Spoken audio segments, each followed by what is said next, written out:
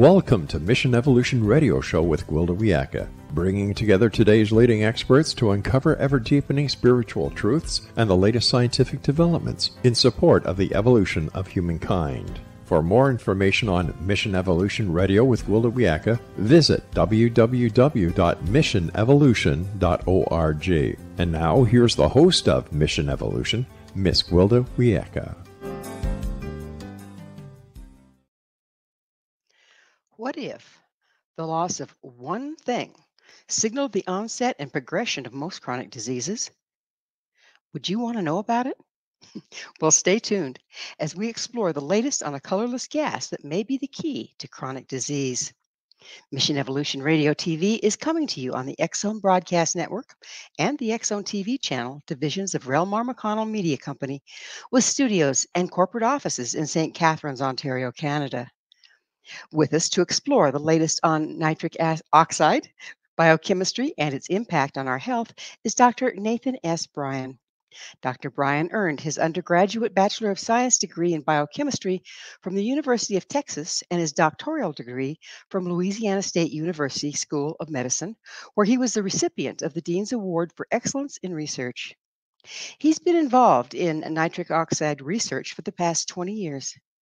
Dr. Bryan, the author of Functional Nitric Oxide Nutrition, is an international leader in molecular medicine and nitric oxide biochemistry.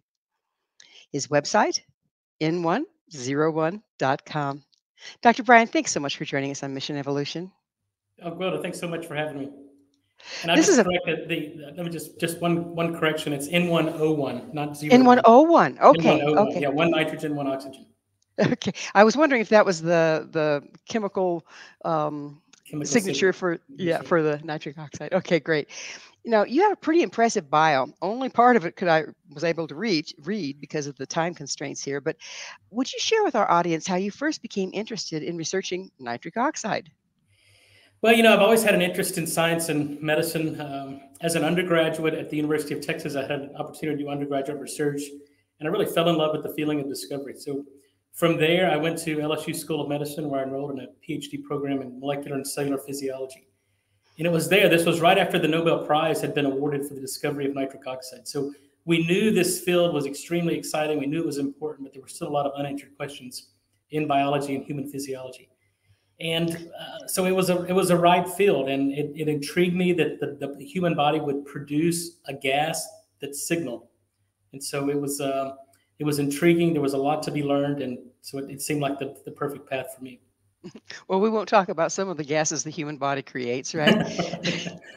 So what is nitric oxide exactly? Well, so as I mentioned, it's a gas, but it's a gas that's produced in the lining of the blood vessels specifically. And when it's produced, it signals the blood vessels to dilate, relax, and dilate, so we can increase oxygen delivery, increase nutrient delivery to every organ, tissue, and cell in the body. So that's its main function as a vasodilator, but it's also important in our immune system. It's how our immune system kills off viruses and bacteria, and it's how our brain cells communicate with one another. It sounds like it's a pretty busy guy. It's a very important molecule, and I think that's when you realize your body can't make it, or when your body can't make it, you start to realize certain manifestations of certain symptoms and diseases, and that's how we've really learned how important nitric oxide is on the spectrum of human diseases. So, forgive my ignorance, but I'm a layperson here. How can you tell if the lack of nitric oxide is the problem or it's a symptom of the problem? Well, that was a very good question, and a question we have to go back 20 years, and that was really the basis for my research program is, number one, how does the human body make nitric oxide? What goes wrong in people that can't make it? And then how do we fix it? So today, and because there's no labs to really tell you what your nitric oxide levels are, we have to rely on symptoms. So if you have an unsafe elevation in blood pressure, that's a sign of nitric oxide deficiency. If you develop sexual dysfunction in both men and women, that's a sign of nitric oxide deficiency. Exercise intolerance, insulin resistance, basically every age-related chronic disease can be traced back to a loss of production of this single molecule. So do we produce less as we grow older? Well, on average, so if you look at kind of population-based studies, it will reveal that the older we get, the less we make. Now, that doesn't have to be the case. We certainly understand the enzymology and biochemistry to where we can prevent this age-related decline. But if you look at the typical American, as we age, we lose about 10 to 12% per decade. And this starts in the late teens, early 20s. So then by the time we're 40 or 50 years old, on average, we have only about 50% of the nitric oxide production capacity we had when we were younger. And I think this is the age that people feel the effects of aging. So it's not coincidental, it's causal. But you say that we have no way of measuring it in the body. How can you tell when a person is deficient outside of symptoms? Well, that's been, we do it in the research lab, but clinically it's not done. So we can measure certain nitric oxide metabolites. When nitric oxide is produced, it forms these other molecules that are more stable that we can detect and pick up in the blood or saliva. And about 14 years ago, I developed a saliva test strip, and it was really the first ever non-invasive point-of-care diagnostic for nitric oxide. So I tell people it's a good tool to have in your toolbox, but it should be the only tool you're using because there's certain false positives. There are no false negatives. If you're low, you're low. But there are some false positives that we're concerned with, and that's the reason I've really gotten away from using the test strips clinically. So if I understand what you're saying, if you show you're positive, you're flat positive, like you're pregnant, right? But well, not necessarily. So it's just the opposite. So if you're negative, okay, you're negative. It's absolute. So it tells us that your body's completely devoid of any nitric oxide production. Now, it doesn't tell us why. Is it because you have endothelial dysfunction? Is it because you don't have the right oral microbiome? Is it because your diet isn't sufficient? So it doesn't tell us why. But the problem is the positive. So if you're positive, then that's where you have to start interrogating a little bit further. And the issue is the false positives due to an active immune infection. And we saw this clinically all the time. You would have a 50, 60-year-old overweight man with high blood pressure, erectile dysfunction, and he couldn't exercise. And then he would use the test strip and he would light it up bright pink, and the interpretation was he's optimal. Well, obviously that patient isn't replete in nitric oxide. He's completely devoid. But what we found later was he had an active oral infection. Because we're sampling the saliva, then that positive test in that particular patient is an acute immune response to an oral infection. It has nothing to do with his systemic health. Okay. So did the infection create more nitric oxide or just messed with the test? No, it actually creates more, and that's part of how our immune system works. So when we were encountering a bacteria or a virus or any pathogen for that matter, the job of our immune system is to go to the site of infection, or in the case of a virus, site of attachment, and then mobilize our immune cells. Our immune cells go there, generate a lot of nitric oxide over a short period of time, and that nitric oxide that's produced by our immune system kills bacteria, shuts down the respiration, and prevents viruses from replicating. So that's our innate immune response. But if our body can't make nitric oxide, then what happens? We can't mobilize an immune response. Our immune cells don't make sufficient nitric oxide. We get virus replication, propagation throughout the body. We get rampant bacterial infections, and we get sick. So our body's ability to mobilize our immune response, generate nitric oxide, predicts how resistant we can be to infections, viral infections. And, we saw it over the past 4 years in COVID. Okay, so how about, let's look at the other side of the coin. How about people's, inflammatory disease? People's immune systems are overactive. What's the relationship with that and nitric oxide? Well, there's a feedback inhibition. The body talks, different body parts talk to other body parts. And so we published, I think, the first paper, and I think it was 2004, almost 20 years ago, that a chronic inflammatory condition, we'll take ulcerative colitis or inflammatory bowel disease, where the colon is completely inflamed. We get a lot of nitric oxide being produced due to that immune response, but yet that nitric oxide completely shuts down constitutive nitric oxide production.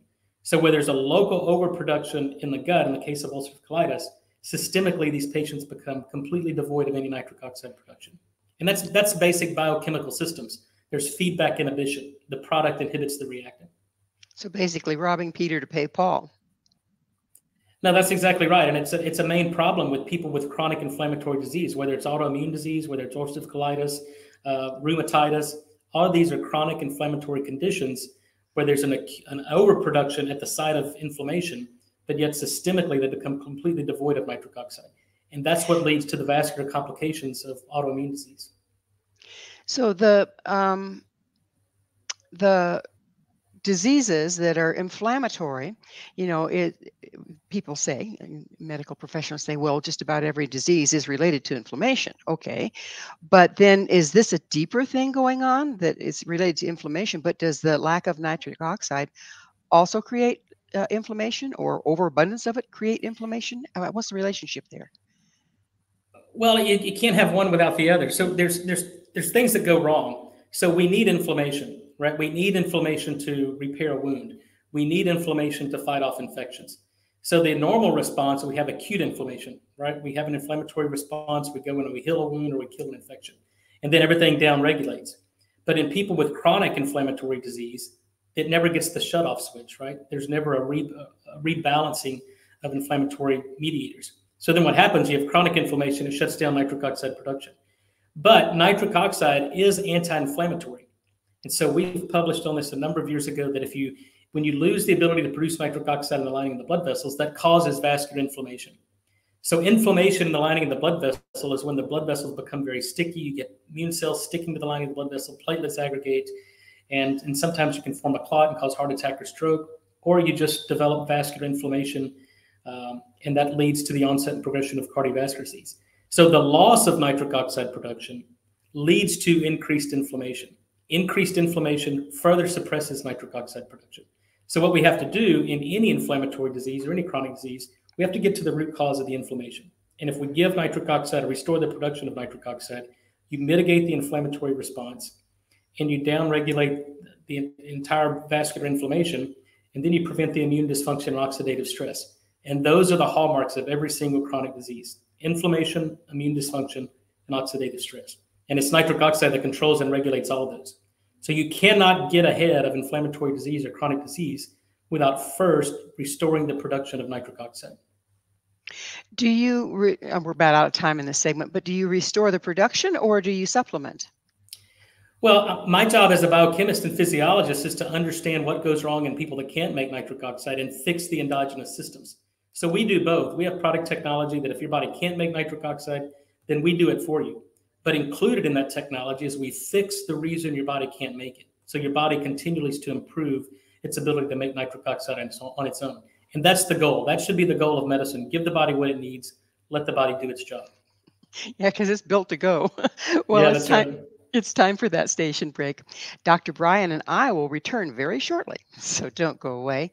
This is Mission Evolution, www.missionevolution.org.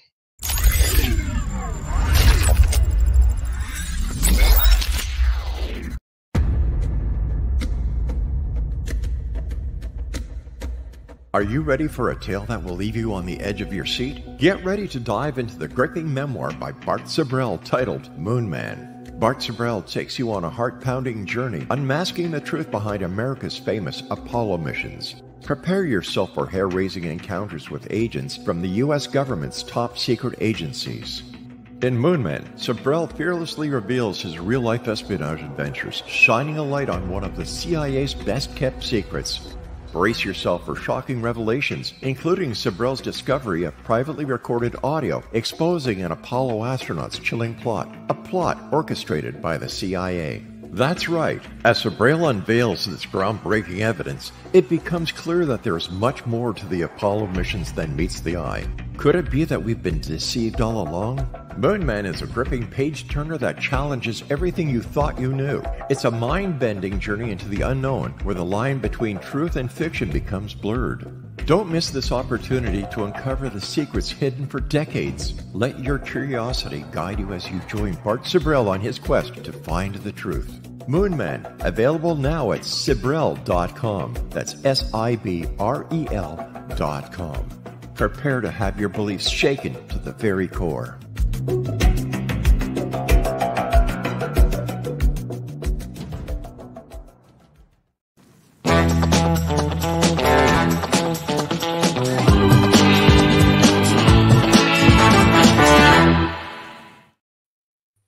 Which came first, the chicken or the egg?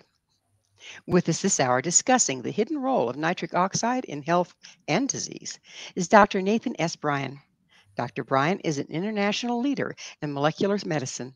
Dr. Bryan, we were just talking about how this deeply woven relationship between nitric oxide and the immune system works. What's required to make nitric oxide? You say we quit making it, and that creates this problem here. But how do we make it? What's involved there? Well, today we understand there's two primary mechanisms of nitric oxide production. There's one by an enzyme in the lining of the blood vessels we briefly discussed, and the enzyme that's found in our immune cells and our neurons. But there's also another pathway that's dependent upon diet, and it's dependent upon the oral microbiome and stomach acid production. And in fact, this is the mechanism of action of a plant-based diet, a Mediterranean diet, the Japanese diet. All these dietary patterns that are shown to be cardioprotective, have anti-cancer effects, can be explained by its ability to produce nitric oxide. So how does this work? So when we eat, for instance, some spinach or kale or arugula, green leafy vegetables, 90 minutes after we consume these vegetables, the nitrate, a molecule called inorganic nitrate, is taken up in our gut, concentrated in our salivary glands.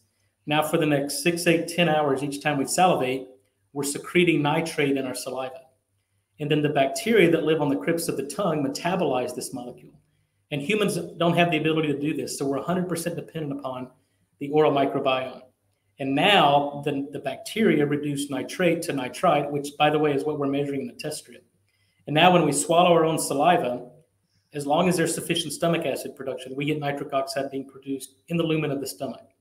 Well, let me back up for just a second.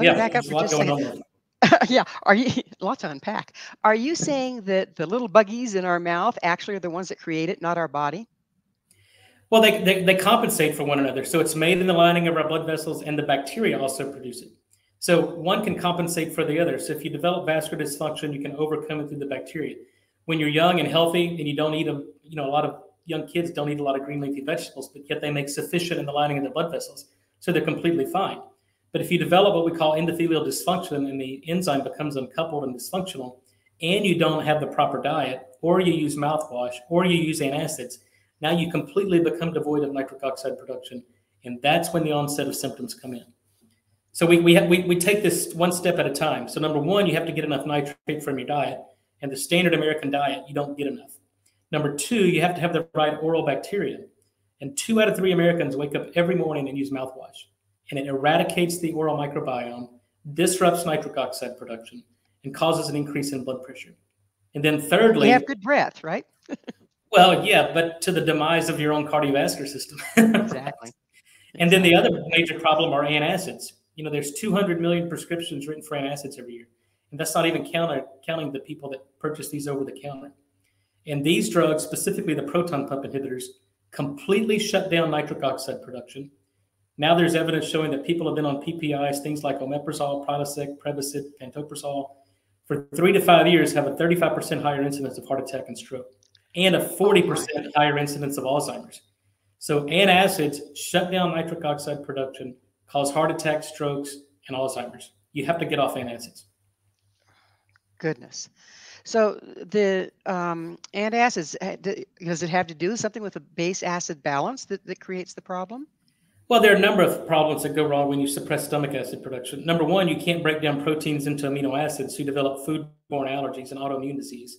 Number two, you can't absorb basic nutrients like magnesium, which is needed to make nitric oxide, like iron, which is needed to make nitric oxide, selenium, chromium, things that help with metabolism and glucose uptake. So if you're taking an antacid, you become nutrient deficient, you develop autoimmune disease, and from my perspective, you completely shut down nitric oxide production, putting you at a greater risk of heart attack, stroke, and Alzheimer's. In fact, all age-related disease. Good heavens. So let's talk about junk food. That's our major American diet, right? What impact does that have on the production of nitric oxide?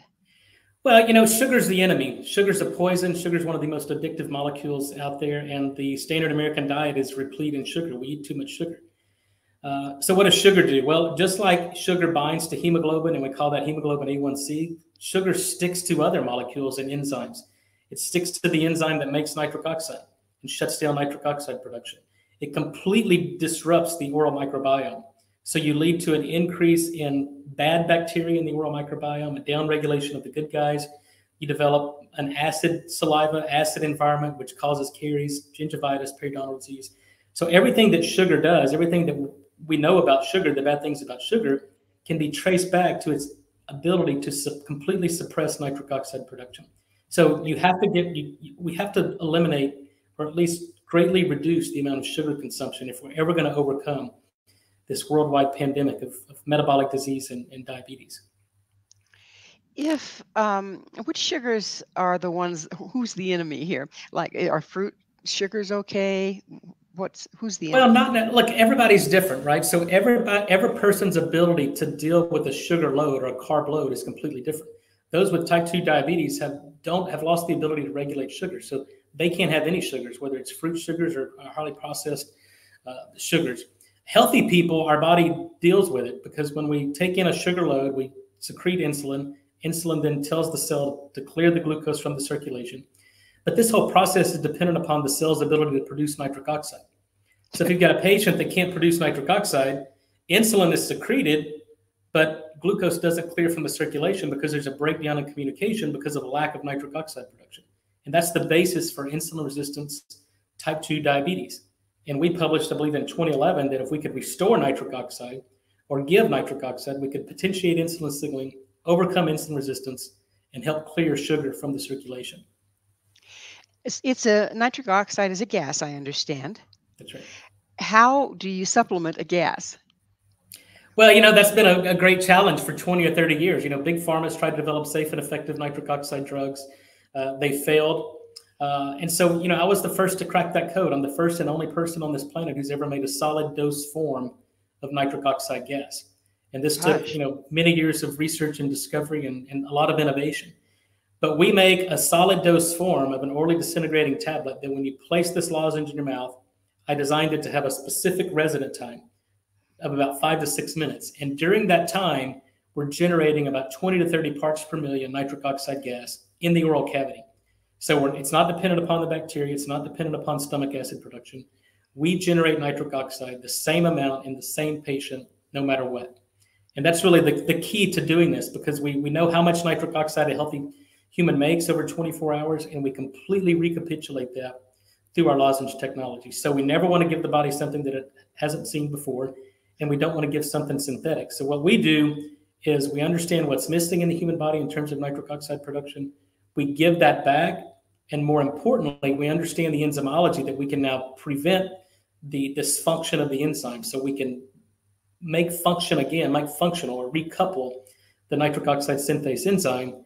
And because we're delivering this on the tongue, we're restoring the good bacteria on the dorsal part of the tongue. Most pathogenic, bad halitosis or odor-causing bacteria are sensitive to nitric oxide. So when we give nitric oxide in the mouth, we kill the bad guys, we increase the diversity of the good guys, and completely restore the oral microbiome.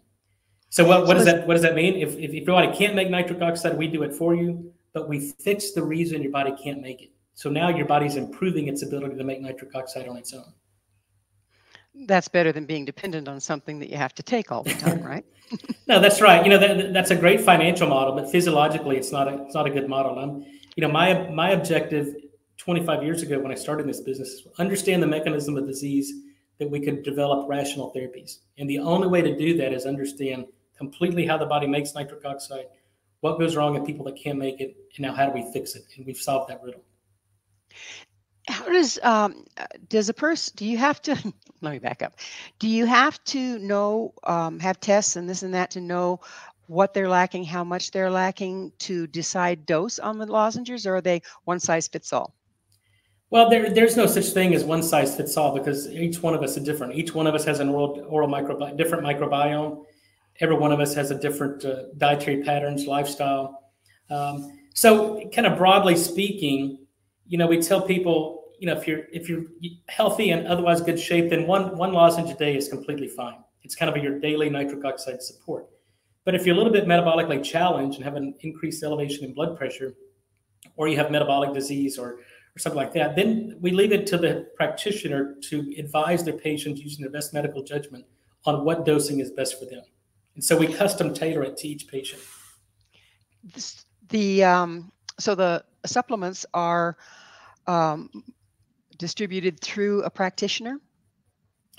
Well, we do both. We started out selling this through practitioners because we thought that the patient-physician relationship is one of the most trusted, right? And so very few people knew about nitric oxide, 12, 15 years ago. So we had to educate the docs who then educated the patients. But now, times have changed. And now we need to go and educate the consumer, educate the patient themselves so that they can take control of their own health. Because what we've realized is that Western medicine is not making anybody better. In fact, in many cases, it's making patients more sick. So we want to get the information out to the individual patients, direct to the consumers, inform and educate them on the importance of nitric oxide, so now they can take steps to control their own well-being and hopefully prevent getting sick. Sugar addiction seems to be a huge problem in the United States, probably in Canada and elsewhere. Does supplementing nitric oxide help break up the sugar addiction in an individual? No, I don't think there's any evidence for that. But here's what we do know, that nitric oxide is what helps potentiate the clearance of sugar from the body. I mean, if you look, taking nitric oxide is extremely important. In fact, it's foundational. But it's not going to overcome poor choices of continuing to eat a really unhealthy diet, continuing to be sedentary, continuing to take a lot of pharmaceutical drugs that, again, inhibit nitric oxide production. So we have to make lifestyle changes. But here's what we've found out, and it takes time to do this because you're changing people's habits. And changing people's habits is one of the most difficult things to do.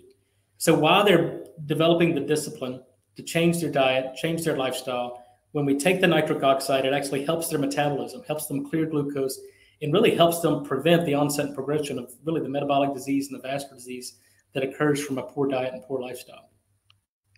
Pretty amazing. Would that possibly reduce sugar cravings? Can it break that cycle? Well, I think it's all about metabolism and crosstalk, right? So when we eat sugar, we have a sugar load, we increase insulin, and then it starts this whole kind of perpetual cycle. So at some point, you got to break the cycle. And the only way to do that I've realized in 20 years of research in basic science medicine is you have to do intermittent fasting. You have to completely deprive the body of sugar for an extended period of time. And it completely changes the metabolism, the upregulation of certain genes, antioxidant genes, survival genes. We're going to have to pick up on this on the other side of a break. This is time for a station break. We'll be back. You stay right there.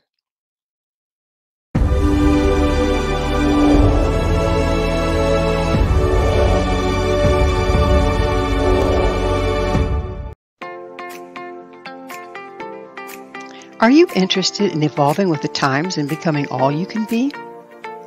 Don't you wish there was one place to find the latest information to help guide you through the process? I'm Gwilda Wiyaka, host of Mission Evolution Radio TV. Join me on my mission to find the latest evolutionary knowledge and tools.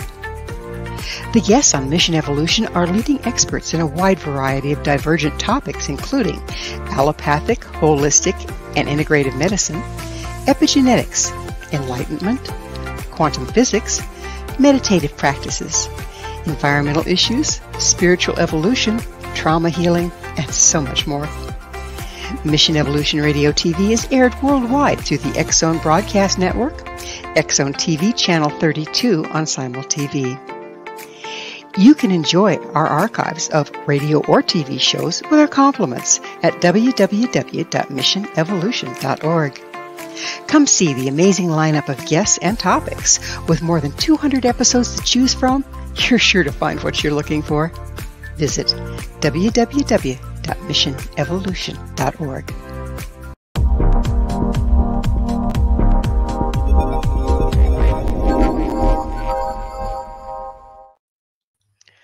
What does nitric oxide have to do with erectile dysfunction? This is Mission Evolution, missionevolution.org. With us discussing the many roles of nitric oxide is Dr. Nathan S. Bryan. Dr. Bryan, I'm sure some of our audience is now curious about the relationship between nitric oxide and erectile dysfunction. Would you be so kind as to enlighten us? Well, you know, what I've learned over the past 20 years is that's the headline grabber, right? People aren't concerned with their high blood pressure or risk of heart attack and stroke, but when you bring up sexual dysfunction, it seems to get their attention. But yeah, so, I mean, erectile dysfunction or sexual dysfunction is a symptom of nitric oxide deficiency. And so today we completely understand the etiology of erectile dysfunction. And by the way, this isn't just a male problem. It occurs in men and women. And if we look at the underlying physiology, so to have an erection, we have to increase blood supply, and we get what we call engorgement. Well, you can't increase blood supply to the sex organs without nitric oxide being produced, because nitric oxide is a vasodilator, meaning that it opens up the blood vessels, so now you can get more blood flow in. And in the man, you get more blood flow in, you prevent the outflow, and that's the erection. That's the fundamental physiological basis for erections. And then when we talk about women, and whether it's orgasms or erections in women, the same thing has to happen. Number one, you got to get dilation of the blood vessels. You got to get engorgement that builds up pressure. And it's that pressure that on orgasms are dependent upon that pressure. The pressure comes from an increase in volume. The volume comes from an increase in blood flow due to the production of nitric oxide. So if you can't make nitric oxide, nothing else happens. You don't get an increase in blood flow. You don't get an erection, and you become anorgasmic. And in fact, we've learned a lot about this from ED drugs like Viagra and Cialis and Levitra. So these drugs are dependent upon the body's ability to make nitric oxide. And that's why, by the way, maybe your audience didn't know this, but 50% of the men that are prescribed Viagra do not respond with better erections. Yet these drugs have been on the market for 25 years, and 50% of the people do not respond to that therapy. And the reason for that is the mechanism of these drugs are such that nitric oxide turns a switch on, and that switch is called cyclic GMP, and then the PD5 inhibitors prevent the breakdown of that second messenger. But without nitric oxide, there is no cyclic GMP, there is no effect of PD5 inhibitors or Viagra.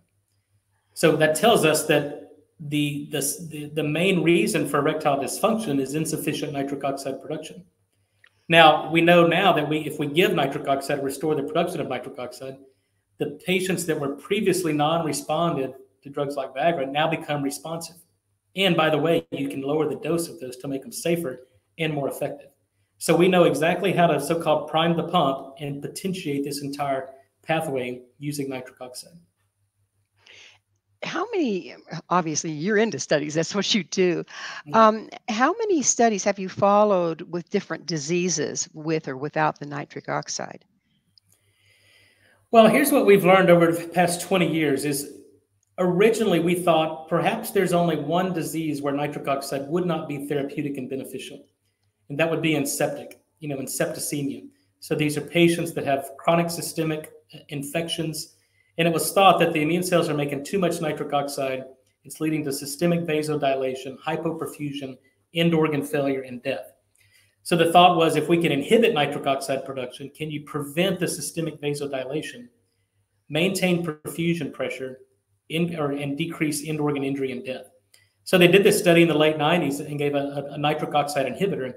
And to our surprise, the patients who got the nitric oxide inhibitor had a higher mortality. So that told us that, well, nitric oxide in sepsis is not a bad thing. In fact, inhibiting it makes patient worse. It increases death and mortality. So here's what we know today. There's really not, and it's all dose dependent, right? We know too little nitric oxide is bad. We know too much nitric oxide can be bad. So what we do in terms of our drug discovery program and our product development is we basically give nitric oxide at doses and amounts that the human body normally produces. And so when we do that, when you consider that, I don't think, and the science corroborates this, that there's not a single disease indication where nitric oxide at the right dose, at the right time, in the right patient would not be beneficial. Now, it's our job, and what we're doing in our drug company, Bryan Therapeutics, is to go out and find those indications, find the right amount of nitric oxide in the right patient, and get a safe and effective drug approved and on the market through the FDA. That would be lovely. What it causes an overproduction of nitric oxide, and it's damaging, you say, what kind of damage does it do? Well, there's only two signs of toxicity for too much nitric oxide. Number one, if you generate too much, it'll lead to vasodilation and you'll get an unsafe drop in blood pressure. So you'll get syncope, meaning that you don't have enough perfusion pressure in the brain if you were to stand up, and you may get lightheaded or passed out. The other is what's called methemoglobinemia. And so it will oxidize the iron in hemoglobin in red blood cells and reduce the oxygen carrying capacity of the red blood cell. And in this case, you start to get cyanosis, you'll get blue around the lips, and you basically become cyanotic and hypoxic. But the doses that you need to see any methemoglobin formation are way higher than what you would need to see an unsafe drop in blood pressure. But really, those are the only two true signs of toxicity: low blood pressure and methemoglobinemia. And that the anemia doesn't have enough red blood cells to carry the oxygen. So that's why you become hypoxic or low in oxygen? Well, it's not low red blood cells. You've oxidized what red blood cells are there. And so you lose the oxygen carrying capacity of the red blood cells. So it's not anemia in the sense that it's methemoglobinemia, which means that you're oxidizing the iron in hemoglobin to what we call methemoglobin instead of oxyhemoglobin. And it doesn't work the same. It doesn't work the same. It's completely different chemistry. It's so complex. I don't know how you walk your way through all of this. So can you get too much nitric oxide through supplementation? You know, you can. If somebody were deliberately wanting to hurt themselves, you could take too much nitric oxide and probably lead to an unsafe drop in blood pressure and perhaps even methemoglobinemia. Just like, you can overdo it. You can take too much aspirin and cause bleeding issues. So you can overdo anything. We can consume too much water and kill ourselves. So dose dictates poison. But when taking these, at least the product technology that I've developed over the past 15 years, when you take this as indicated, there's really been no issues for safety whatsoever. And we're very deliberate on that. So how long have you known about nitric oxide and this huge impact it has on physical health? How long have we known about that? Nitric oxide, the molecule was first discovered in the late 70s, early 80s. And then once the mechanism was completely elucidated on how it signals in the cardiovascular system, a Nobel Prize was awarded in medicine in 1998. So since 1998, it's really been there was a lot of promise around nitric oxide in the scientific and medical community. And then it kind of fizzled out because nobody had figured out how to make a solid dose form of nitric oxide or how to safely and effectively deliver a gas to a human, except in a hospital setting where you could actually give it through a nasal cannula.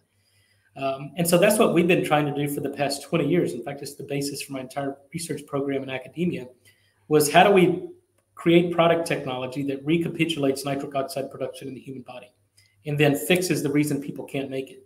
And that's the basis for what I've been doing for the past 10 to 15 years. And the importance of that is really we understand nitric oxide biochemistry and physiology to the extent that now we have safe and effective product technology.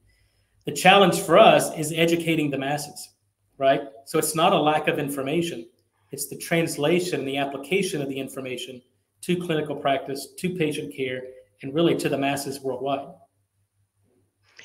I've heard that, and I've witnessed, that the poor doctors are under such stress with the insurance company dictating how much volume they do and everything else, that they really don't have time to do anything except have a drug rep come in and tell them what does what and give them samples. But to really get down deep and dirty and research to the point that you have so that they truly understand nitric oxide and how to treat it would be a little unreasonable to expect. Is this the case? And if so, how can we do that? Yeah, no, look, you're spot on. The system is broken. The doctors are decent human beings who have good intentions. The system in which they operate is broken, and they're really handcuffed. Because the way medicine's practiced today, once you make a diagnosis, you have a finite number of responses you can give that patient. And if you venture outside of those finite responses, which is called the standard of care, then the physician, risks losing his license by the boarding agencies. So, and two, the cost of medicine is so expensive now that in order for physicians to make a living, they've got to see, 40, 50, 60 patients a day. And there's no way you can get a complete medical history on what's wrong with an individual patient in 10 minutes or less. It's just physically impossible. And that's the reason that doctors aren't making patients better today, especially in the US. We have the sickest population on earth, and we spend the most money per capita than any industrialized nation in the world. And yet we're the sickest. And it's not because there's a lack of information or lack of research. I retired from academia, 5 or 6 years ago because I felt that we don't need to do any more research. We know all the answers to chronic disease, and we know how to fix it. Now my objective is to get this information out there and really change the system so that now physicians can actually get to the root cause of disease, but more importantly, have safe and effective technology that they can give their patients that aren't making them sicker, but actually make them better. And that's a completely new model in medicine. And it's also going to take a while to implement, I would think. Now, look, we're going against some very powerful forces. Big pharma doesn't like what we're doing because when you start to have this conversation of how do we get patients off of prescription medications you're taking away a customer. And no big business likes to lose a customer. So it's very disruptive what we're doing, but the health of our future, the future health of our nation and our kids depend upon this. And the current healthcare system is not sustainable. It will crash upon itself. And when it does, there'll be a new system ready to jump in place. Is there a movement in that direction, having a new system in the sidelines? You know, I see it. I taught in medical schools for more than a decade and teaching future physicians. And, you know, a lot of good doctors that were in insurance and worked for hospital systems and academia have left. Now they've gone to cash practices. And so I think there's an insurgency of well-intended doctors who got sick and tired of their patients being sick and tired and them not making their patients better by the way they were practicing medicine. And so now that there's a groundswell. I see it. You know, I give 40 or 50 lectures around the world every year to a number of physicians and healthcare practitioners. And there's a growing awareness and a growing need for this. And there's a growing participation. Is there some localized information base where people can find out about this? You know, there are many different really good organizations, probably too many to mention, you know, and I'm drawing a blank now, but, you know, if you look for this, you know, functional medicine, integrative practitioners, there's a large group called the American Academy of Anti-Aging Medicine, who are mainly cash practice, you know, tens of thousands of physicians strong. And we meet twice a year. We'll be meeting in Vegas in the second weekend in December at the Longevity Fest at the American Academy of Anti-Aging Medicine. That's a great resource because these are really, you know, aligned physicians trying to make an impact in medicine. Well, it's that magic moment again. We have to take another station break. This is Mission Evolution, www.missionevolution.org.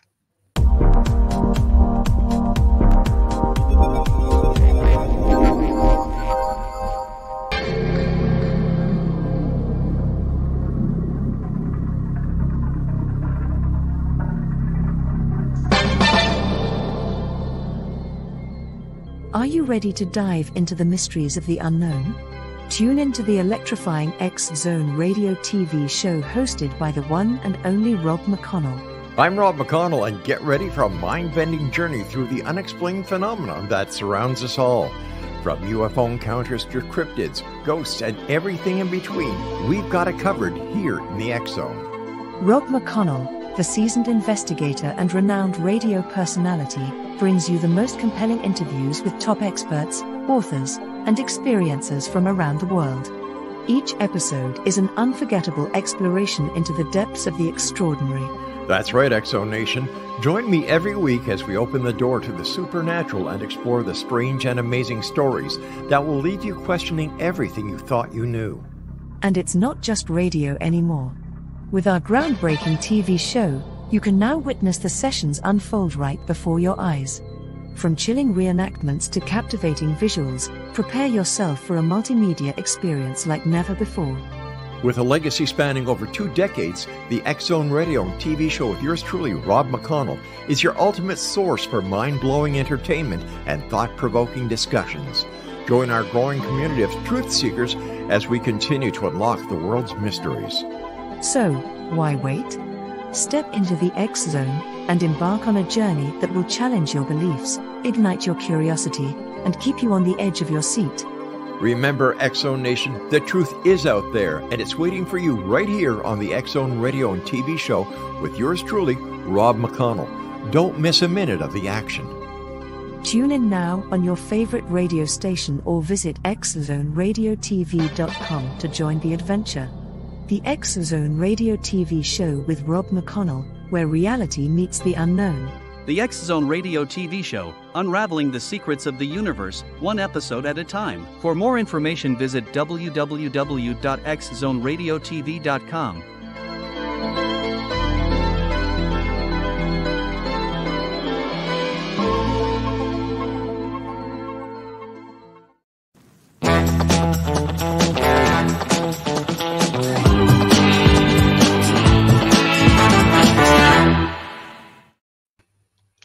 Is there a wonder gas that can slow aging?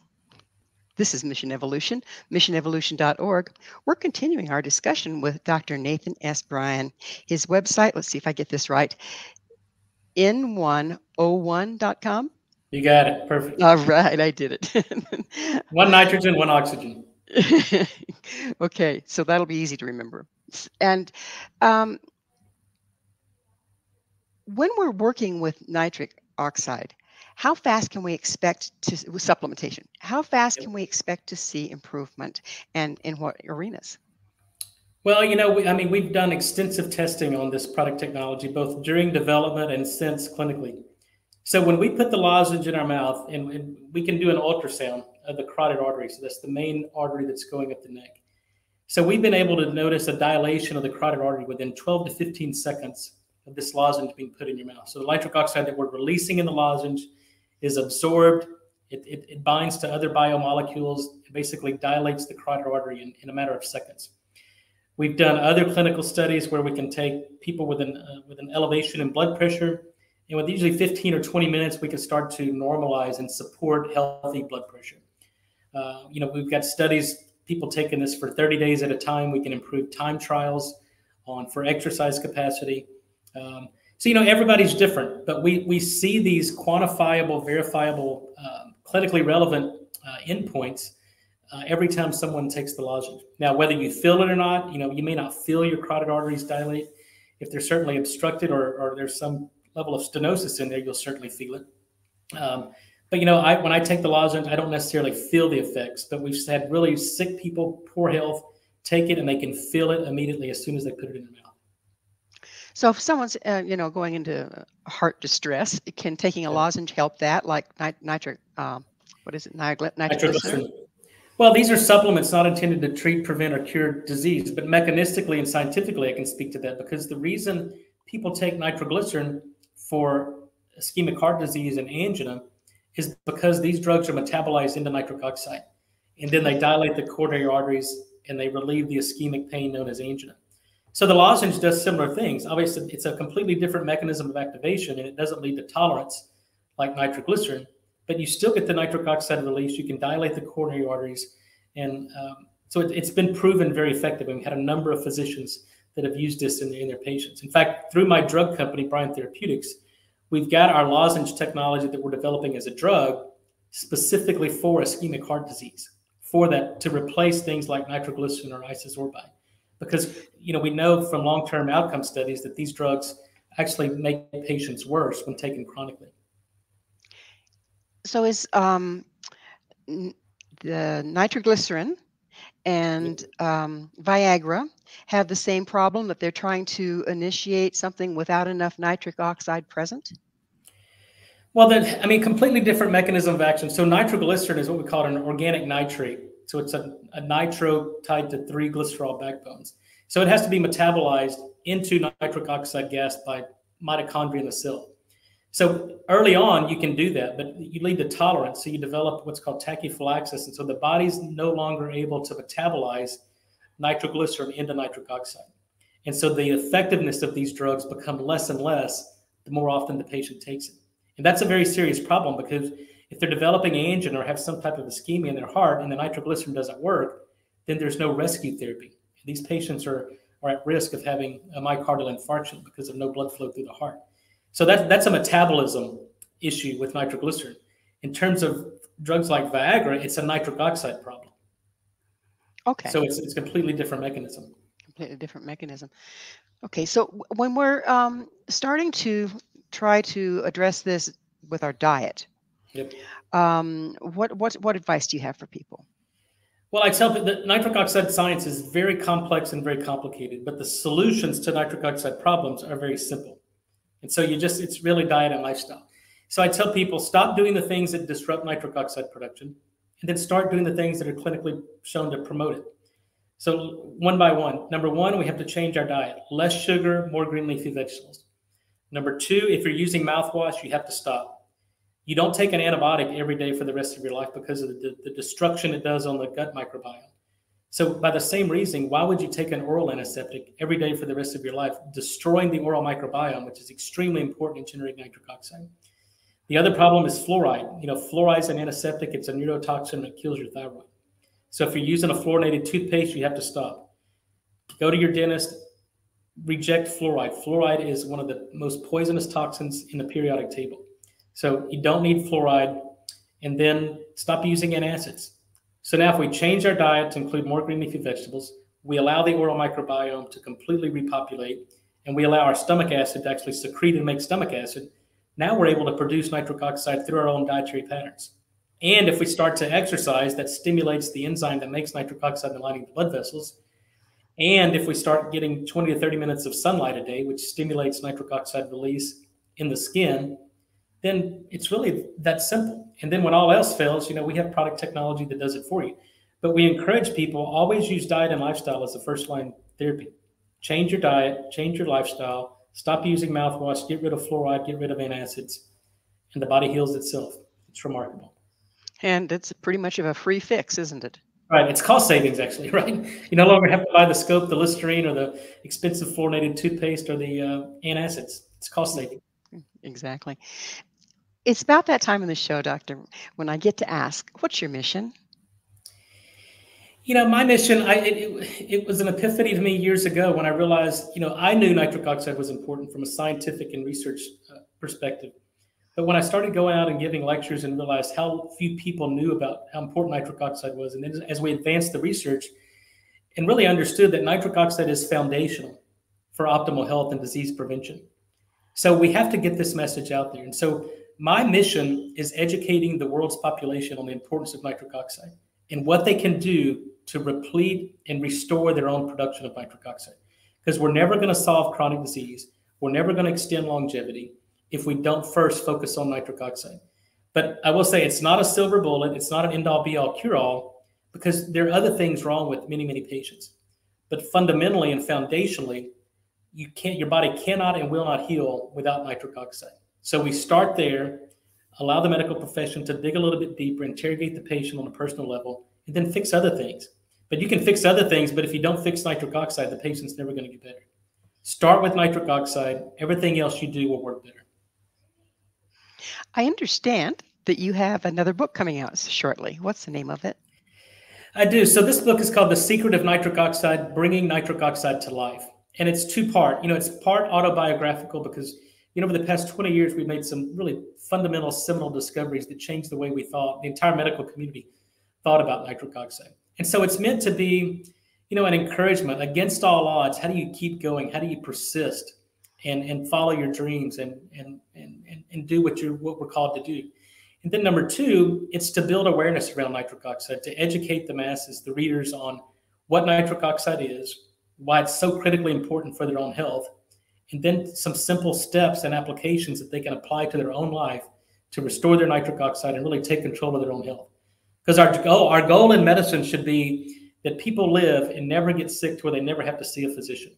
My mission is to put all physicians out of business, except obviously emergency room physicians for trauma. But primary care, there should be no need for primary care if we do our job as educators and get the information out there on how to take control of your own health. And it should be that simple. So that will be available on your website along with the one that you have published now, yes? We're going to launch that in probably the first quarter of 2024. It's with a major publisher. So we'll be doing a media tour, but it should be out first part of 2024. So stay tuned. Fantastic. So what's your vision for the shift and evolution of healthcare? Well, I don't think, I know. So there's three levels of conviction. There's I think, I believe, and I know. So what I've come to know based on the science and versus what we've done to date is that nitric oxide will be the future of medicine. And I don't think there will be a single indication where nitric oxide-based therapy will not provide benefit.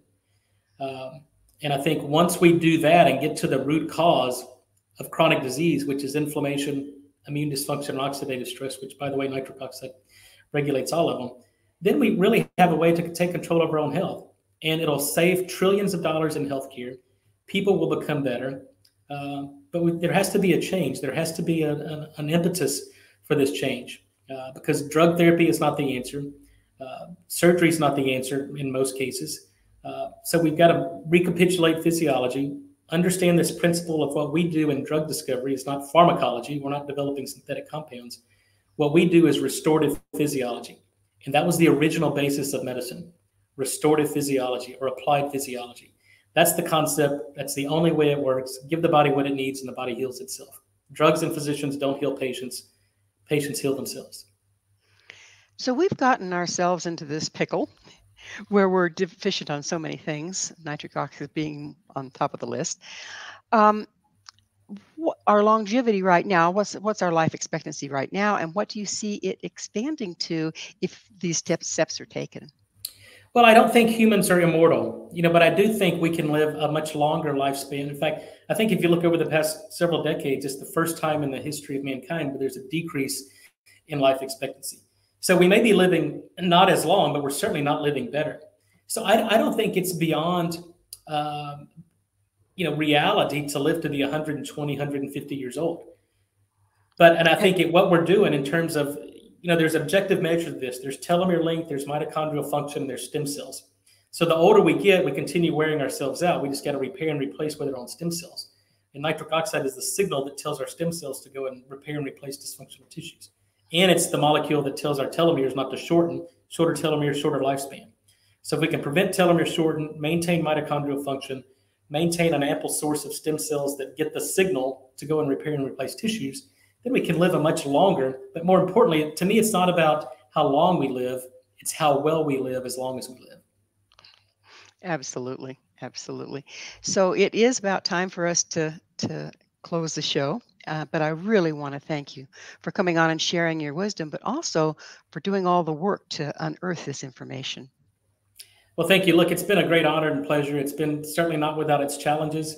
But when you change one person's life, it said you've changed the world. And, the most gratifying thing that I've done over the past 15, 20 years is just get the dozens and hundreds of phone calls and emails and texts of people that we've changed their lives based on a very simple molecule.